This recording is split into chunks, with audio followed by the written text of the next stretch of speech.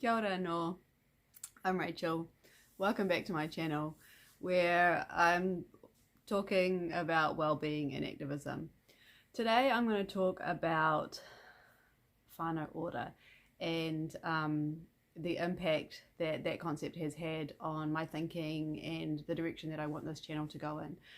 I have to say right from the beginning that I'm not talking from any place of expertise in Whānau Ora. And I want to say right from the outset too that I am Pākehā. I'm of Polish and English descent. I grew up mostly in Taranaki and a little bit in Auckland, Tamaki Makaurau. And yeah, I have had the privilege to be in some Māori spaces, but I definitely am mostly working from within a dominant Western paradigm, right? I'm talking here today about what the way that concept has impacted me and just had the very beginnings of opening up my heart and my mind to new ways of thinking about how we do activism and how we do our relationships and how we are in the world and stuff like that. So if you're new to this channel, I have a background in anarchist organising and anti-racism work within that community, and then I went on to work for a treaty-based organisation called TOAH-NNEST, Hine National Network Ending Sexual Violence Together. So that was a national networking organisation for the sexual violence response and prevention sector, and it was treaty-based in that there was a Tauiwi caucus, which I belonged to, and a kaupapa Māori caucus. And I was the National Primary Prevention Coordinator for the Tauiwi caucus, and I had a colleague in the kaupapa Māori caucus called Huhana Mason. And this video is really, in many ways, a thank you video to Huhana for all the many hours. If you're watching Huhana, all the many hours, thank you, that you spent speaking with me about Whānau Ora. Huhana's whole approach to sexual violence prevention was Whānau Ora should be the national strategy. She wanted that across the board, and still does, I'm sure. We struggled because we were talking across purposes in so many ways. Like, not only was she coming from a kaupapa Māori perspective, so for anyone outside of Aotearoa, an Indigenous philosophy-based perspective, and I was coming from a mainstream perspective, and I was also new to the sector. So not only across those different cultural divides, but she had decades in domestic violence and sexual violence response and prevention work. I was new to the sector, coming out of the anarchist scene. She's a trained social worker. I'm not. I come from, my PhD was in anthropology and Māori studies. So yeah, we were speaking different languages on so many different levels. But she really wanted to, and also too, we thought about our roles differently. She saw her role as really understanding what was best practice and communicating that to the sector. And I saw my role as being about facilitating dialogue amongst the sector so that learning could happen across the different agencies. So very different perspectives. But and so I want to say outright from this that anything I get wrong or misunderstandings I have are not on Huhana. They'll be all my own. But because we had this difference of approach, we spent a lot of time talking about it. A lot of time me trying to understand, and a lot of time Huhana trying to get me to understand. Through these conversations, she did convince me. Like, I would say that I came out of my time at TOAH-NNEST, I was there for 3 years, convinced that Whānau Ora is the best and most appropriate response to sexual violence prevention. So backing up a little bit, Whānau Ora is about centering extended family groups in the work that is done for any kind of well-being.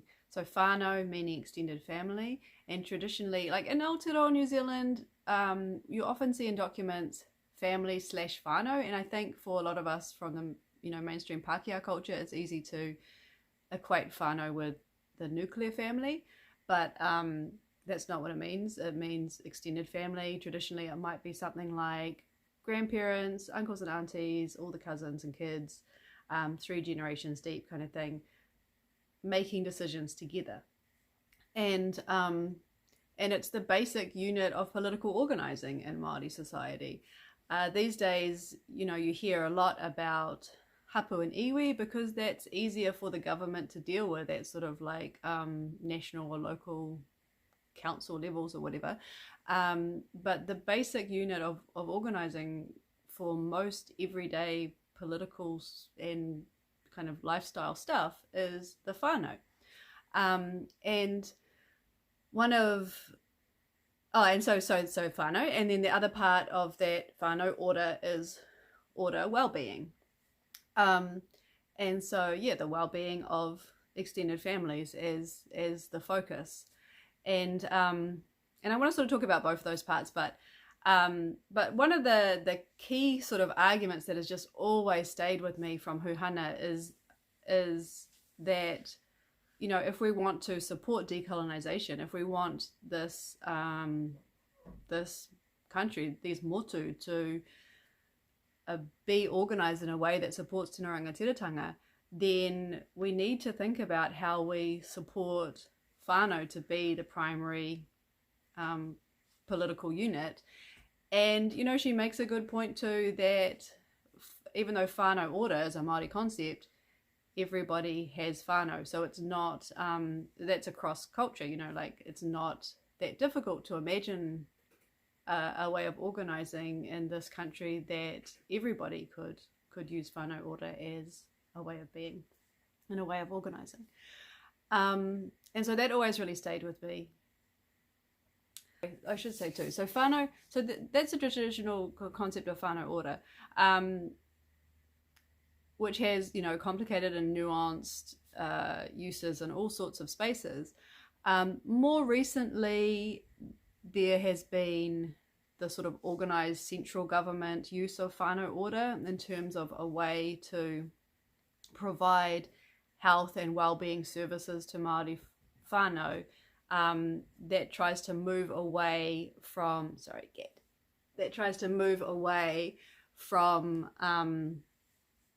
all of the different services that government provides to whānau, often coming in very sort of intrusive and scattered and disempowering ways, basically, to whānau. The idea with Whānau Ora is that there's, and again, I don't have a very deep understanding of this, but that there's coordinators that help whānau to make their own decisions and navigate all the different services that are provided. There's also been a real effort with that sort of centralized government funding agency kind of approach to Whānau Ora, of making sure that there's also really good evaluation that doesn't just sort of count numbers of people coming to a service, but actually tries to deeply work out whether the services that are provided, say for example drug and alcohol services, which has been a major one that Whānau Ora has funded, are actually having the positive impacts that you want on the holistic well-being of the rest of the whānau, not just the person that's been treated. And so there's a real emphasis on holistic health and well-being, and like I say, the wider impacts of who is supported by that health, and again, just that real focus on the decision making being centralized with the whānau themselves. And so what convinces me from a sexual violence primary prevention point of view too is that even from the mainstream research and focus on things, we know that healthy communities, if we're talking real primary prevention, that's before anything's happened, like how do we create a society where sexual violence doesn't happen, that is all about creating healthy, strong community networks, and it's everything, it's parents not being so busy and poor and stressed that they're able to be with their children. It's, you know, people having good attitudes towards every gender. It's you know, people having empathy and compassion. Like it's at that sort of broader level. So those are the sort of key protective factors. But we also know that when violence does happen, people go to the people in their community more than they go to the police or services or whatever. They go to their loved ones and family members and friends and stuff for support. And so again, if that network is really strong and able to hold that difficulties and those pains and that harm when it happens in a really positive way, then that's, you know, that's where you want the strength to be, because that's where the strength already is, if you know what I mean. So yeah, so Whānau Ora does make sense. And so yeah, I think it's two-pronged there. I think it's like, on the one hand, we would do well as any of us who are working on the radical left and want to see change in our society. I think it's interesting to think about how can we do it in a way that really does support tēnā rangatiratanga efforts and also works. Like, you know, I want to live in a different society, and I'd like it to be I'd like it to be one based on care and mutual aid. So from all of that perspective, I really like the idea of focusing on Whānau Ora. And like I say, I should say too, just backing up a little bit, that so like I say, the mainstream kind of sexual violence prevention research and stuff like that knows all of that about what works in terms of primary prevention. But some of the main strategies that tend to be used in this country and in other countries for sexual violence prevention is very focused on, or puts a lot of resources anyway into school-based education. So particularly at a high school level, going in and teaching consent education and ethical sexual relating and good bystander practices and stuff like that to high school students. And that from the mainstream perspective is, you know, makes sense. It's approaching young people who will be the future adults and stuff, and who will already be engaging in sexual activity and stuff like that, making sure that there's a sort of a shared language and understanding of good sexual practice and stuff among that cohort going forward. And also, you know, often schools or communities will have harm arising and be looking for support, and so they look for the support of services, and services come in and provide these kind of things. And talking with Huhana about that was really interesting, because she was like, yeah, it's a good program, but the problem that she had with it was that it was talking to these children, and she, you know, of course she's seeing them as whānau members of extended families, you know, is talking to these children away from their families, out of the context of their families, not including their whānau in that conversation, and that's a problem. And I think that many of us in the mainstream wouldn't necessarily think about why that is such a problem, but when she said that, it just, that just really stayed with me, because of course in Aotearoa, New Zealand, education has historically and continues to be a way of alienating Māori people from their culture and their whānau, right? So this can just end up being another way that whānau unity and whānau strength and whānau health and stuff can be undermined. And so yeah, that's the other big thing that really brought home to me why we could all be thinking more about Whānau Ora, because the most well-meaning efforts in all kinds of forms of activism could be undermining that kind of whānau unity going forward. And the other thing too with that is that Huhana would say, you know, we need to move away from trying to educate people and resource them instead. And I really didn't understand that, but I'd sort of think, well, isn't that just linguistics, you know, like isn't educating and resourcing just kind of the same thing really, but maybe with a slightly different focus. But I think that now I understand that different focus is important. I think that across the board it can be really easy in all kinds of activism to sort of think of ourselves as the woke ones who are there to enlighten the rest of society, and if everyone would just, you know, get on board with our message and our understanding of things, we'll go out there and tell them what's what. And, you know, like obviously we don't necessarily frame it that way to ourselves, but there can be a thing behind stuff, you know, that's a bit like that. And I think that it is quite a different thing to think, to trust in whānau and think that they do want what's best for their young people, the future. I love something that Mason Jury said, that whānau is the only organisation that is truly accountable to previous generations and future generations. You know, trust that people want that for their whānau and provide them with places to go to get the information that they need to support them. And this came a little bit after I finished at TOAH-NNEST, but one of the things that helped me to understand the difference between educating and resourcing is a project that that Te Wānanga o Raukawa did, led by Kim McBreen, where they took the Creative Interventions Violence Toolkit and turned it into the website Whānau Ora, and I'll link that below.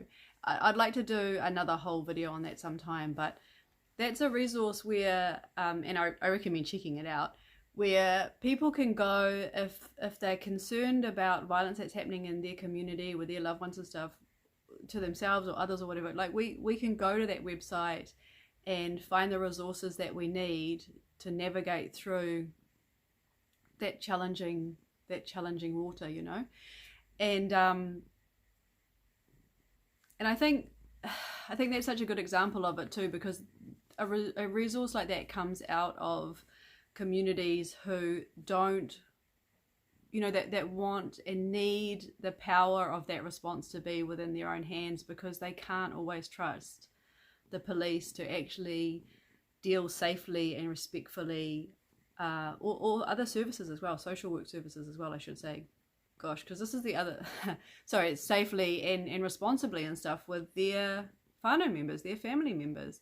And I think that's the other thing that's led me to understand all of this Whānau Ora stuff much more sort of towards the end of my time at TOAH-NNEST and now going forward, is the Hands Off Our Tamariki movement, which is a huge outcry from Māori at the way that social workers in this country are just far, like frighteningly fast to whip babies and children out of their homes and place them in foster care and alienate them from their whānau networks and their culture.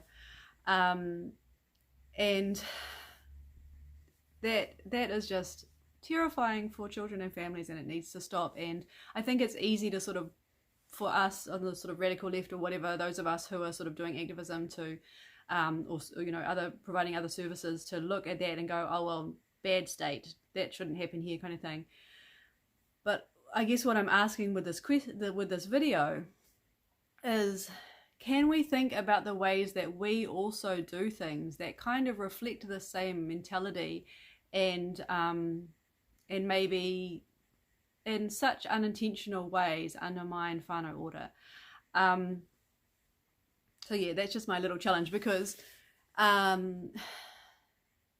what, you know, like all of that sort of family violence stuff, that's, you know, that seems so obviously a Whānau Ora issue, right?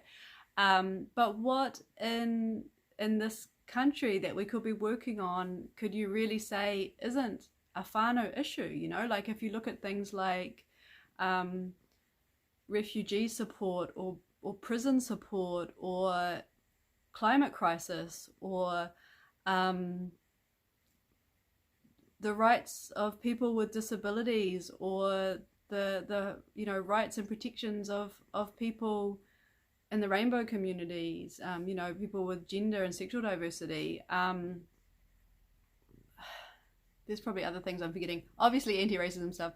Obviously, obviously workers' rights and poverty stuff, you know, homelessness. Like there's nothing that I can think of, even veganism, you know, there's nothing that I can think of that isn't in some way a whānau issue. So yeah, that's just kind of a little challenge, I guess, that I'm throwing out there for us to all start thinking a little bit about how is the work that we do a Whānau Ora issue, and can we work in ways that support Whānau Ora, that are about centering whānau and centering well-being.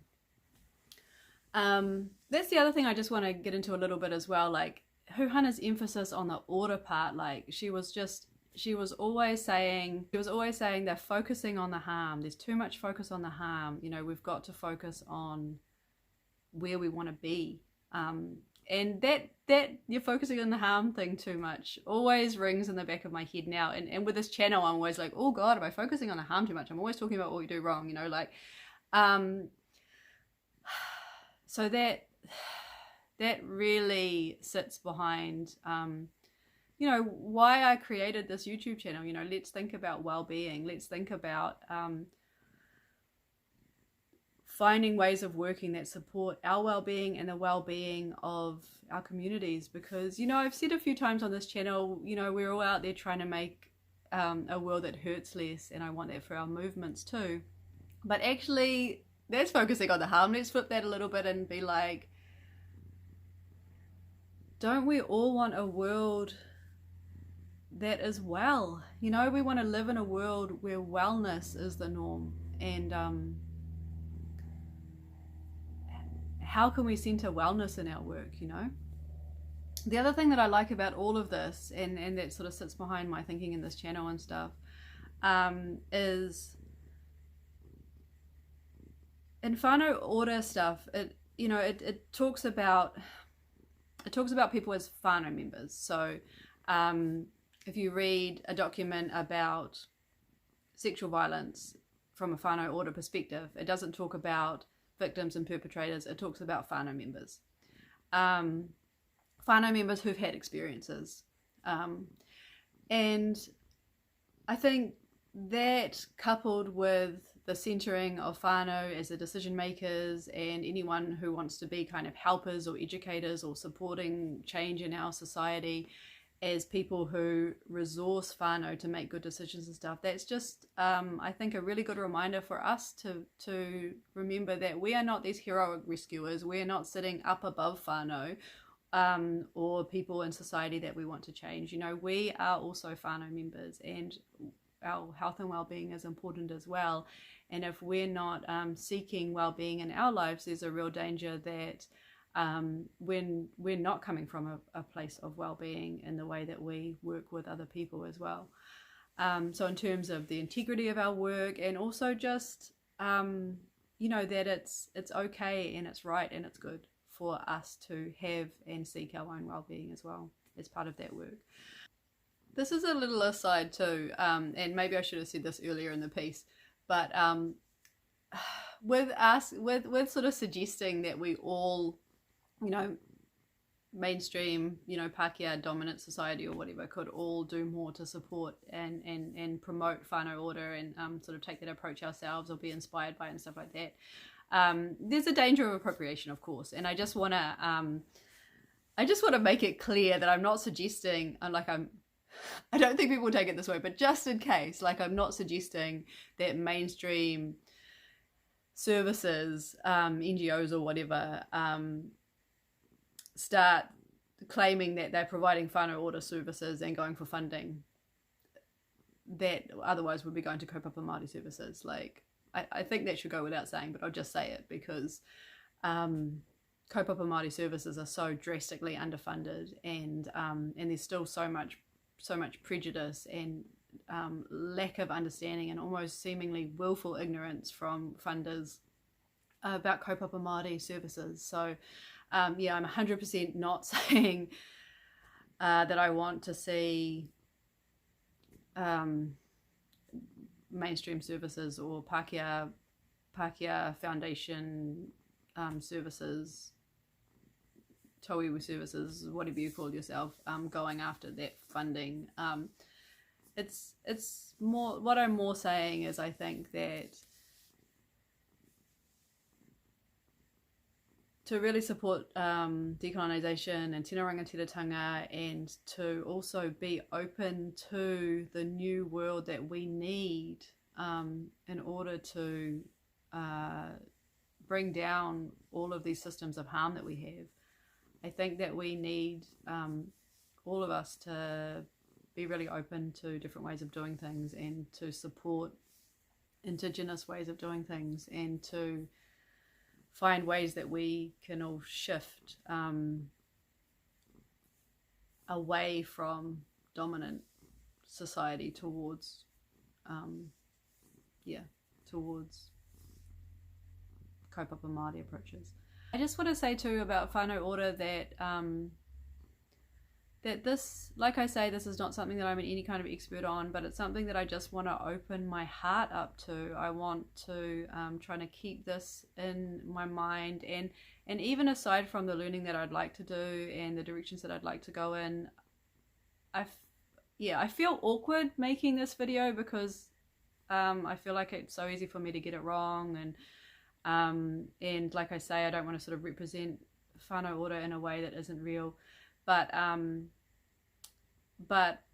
it would be dishonest and a disservice to Huhana to not forefront the fact that those conversations have already had such a big impact on me, and do sit behind what I'm trying to do in this channel and stuff like that.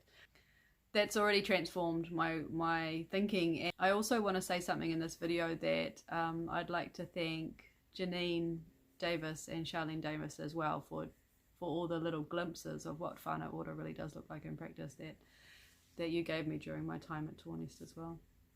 Love you guys. Oh, this is what I wanted to come back to too.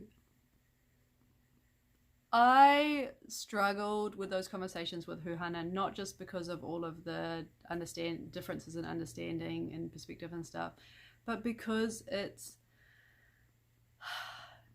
unsettling to me to think about focusing on family and extended family. And so if you are struggling with that too, I just want to say I so get that, you know, and what this emphasis on Whānau Ora and ourselves as whānau members and stuff like that, it doesn't, maybe this is stating the obvious, but it took me a really long time to learn this. It doesn't mean, to focus on this doesn't mean that you have to first go and fix everything in your extended family, you know, and I'm not saying that you are personally responsible for everything that's fucked up in your extended family.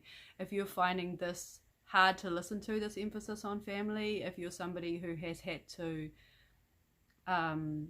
pull back from your extended family, or has had to drop ties and contact and stuff like that with your family or members of your family, your whānau, because they're toxic and harmful for you, I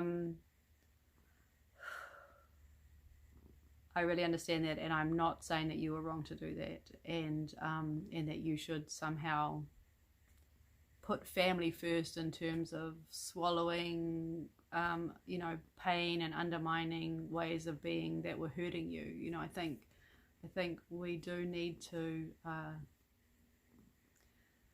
protect ourselves and, you know, our self-assertion and stuff like that in that regard. I also love that Mason Jury said something. I have to find the video that he said these things. It was very much about just like I say, that kind of state-funded thing, that a lot of it's not that relevant, but I love that he said as well, don't think about your own whānau, because then you'll feel despairing and you'll lose hope. That was such a moment of just lifting all of this stuff off of me of, can I only do this work if if I come from this really well whānau, you know, and I want to sort of say that if you do come from a whānau, an extended family that is not well and has harmed you and continues to harm you or other people in your whānau, I think those of us who have had that experience know better than most the impacts of dysfunctional family and why whānau that are not strong and are struggling and don't have some of these skills need support wrapped around them, and that we can't just focus on the individual, because whānau has such a huge impact on us and our lives, and the way that we move forward into the world, and the other kind of work that we do, the other relationships that we have. So yeah, I just want to say, if you're finding this emphasis on whānau upsetting and awkward and triggering and stuff, yeah, I can understand why you might want to turn away from that, and I did for a long time. And but yeah, you might also have a lot of deep understanding at why Whānau Ora is so important. And yeah, I think that you can still be in a position to, we can still be in a position to organise in ways that resource whānau to seek healthy ways of being, or healthy ways of acting in the world, yeah, without having kind of had or fixed or been responsible for our whānau. And I want to say too that this emphasis on Whānau Ora is also not about making sure that before, or you know, while you're doing your kind of political activism, that you need to convince everyone in your whānau that your politics are correct and your understanding of the world and economics and you know, race relations or gender politics or whatever are all correct. Yeah, that's another thing that I'm not advocating here with saying centering whānau. And I kind of touched on that a little bit in the Protect Your Passion video. So I think if you're kind of feeling, if you're thinking through that stuff, that might be a video that's worth checking out. Yeah, so those are all of the other side. It took me a long time to make this video, partly because of feeling awkward white girl about talking about Māori stuff, but partly because of this whānau stuff, like this personal extended family, you know, what does it mean to be advocating for this? Yeah, do I need to then go and fix everything in my family? And I've come to the place that no, that's not what it means, and I think I can say that for those of you watching as well. The last other thing about Whānau Ora that stays with me and rings in my mind a lot is this idea of tangata whai ora. I was speaking to a woman at a workshop about who worked for a kaupapa Māori health provider, and I'm sorry I can't remember which one, but she was saying that they don't call their